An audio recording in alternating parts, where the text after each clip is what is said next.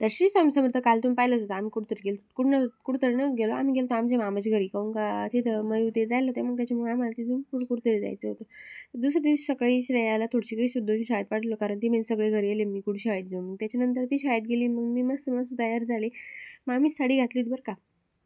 त्याच्यानंतर मग मस्त हा माझा मोठा मामा आहे याला घरातली सगळी कापडते याची मी लाडकी आहे. त्याच्यामुळे मग सगळ्यात आधी त्याला राखी वगैरे बांधून घेतली त्याचं औक्षण केलं न तो म्हणशन ते तो मामा आहे ते काय झालं मी मम्मी आली नव्हती ना त्याच्यामुळे म्हणलं चाल मग तिची कमी आपणच भरून काढू. मग हा आहे मामाचा छोटा मुलगा त्याला राखी बांधली. त्याच्यानंतर हे आमचे बाबा बाबाला पण राखी बांधून घेतली. आम्ही जेव्हा लहान होतो तेव्हा बी असंच बाबाला राखी बांधायचो. बाबा सगळ्याला 5-5 रुपये द्यायचे. त्या 5 रुपयात बी आम्ही इतकं खुश व्हायचो जसं की आम्हाला 5,000 रुपये दिले. कारण तेव्हा 5 रुपयात भरपूर गोष्टी यायच्या ना. मग मी झाली मग आरूबाई आपली काय मागं राहणार आहे का? त्याच्यामुळे मग तिला मी मस्त औक्षण केलं. तिचं हे अलगच चालू होतं. काही जमत नव्हतं पण मग तरी चांगलं करीत होती. मग बाबाने बी तिला मस्त 5 रुपयाचा ठोकळा दिला. ती तेवढ्यातच खुश झाली. मग मी आता पुढं आणीन म्हणलं पुढं बिडे नको आणू आपण काहीतरी दुसरी घेऊ. मग तिने बाबाला ओवाळलं. त्याच्यानंतर मग हा आहे माझा छोटा मामा.